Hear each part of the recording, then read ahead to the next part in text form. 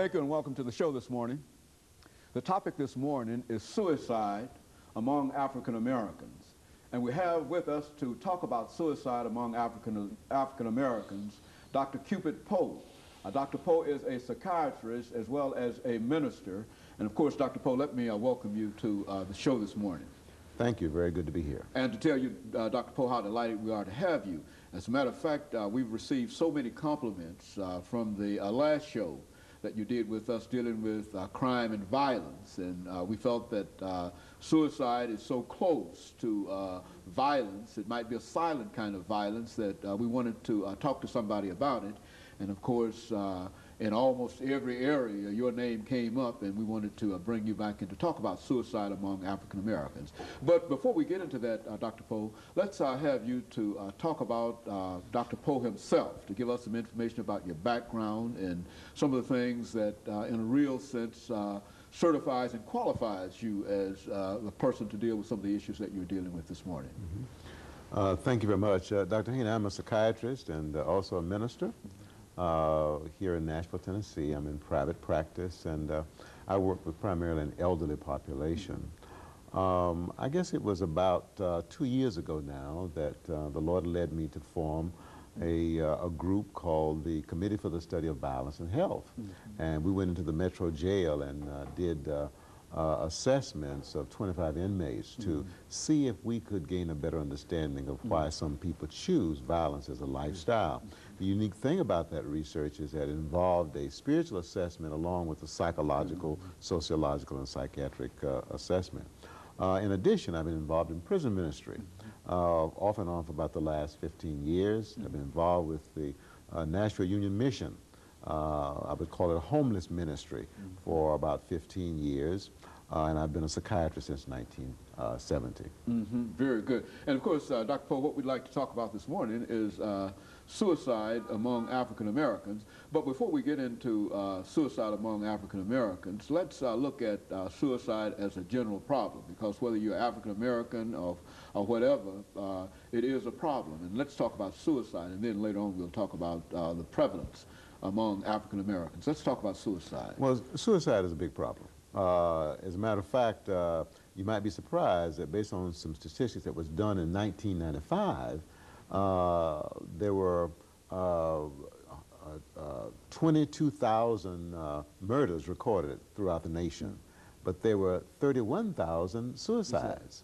And of course, suicides are usually underreported for obvious reasons, for insurance reasons, and also to avoid the shame that's often associated with a family member killing themselves. Then there are covert suicides. We know that some people precipitate their own death.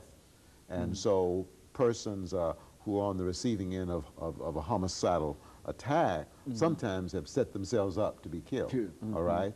We also know that some car accidents are covert suicides.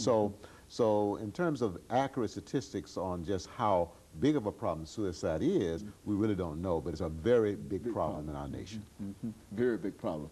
And of course, when we look at suicide among the national population, what are some of the things that you can say about that as an issue? Well, according to the National Center for Healthcare Statistics of the Department of Health and Human Services, approximately 31,000 persons in the U.S. commit suicide every year, 31,000.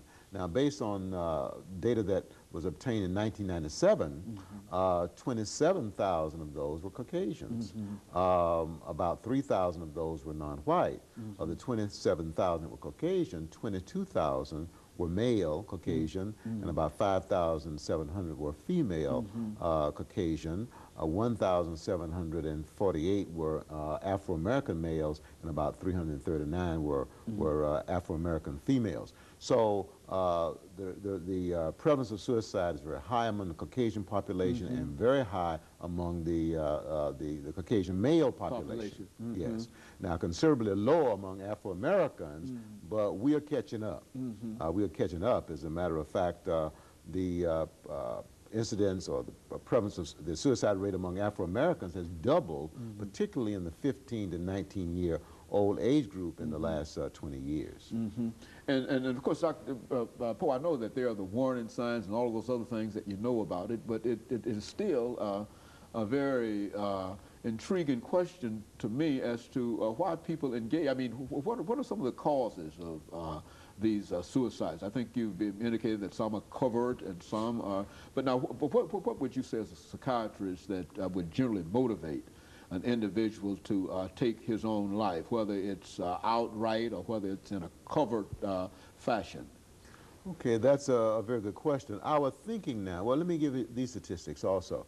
We know that females attempt suicide 3 times more often than males, but males actually commit suicide 3 to 4 times more often than females.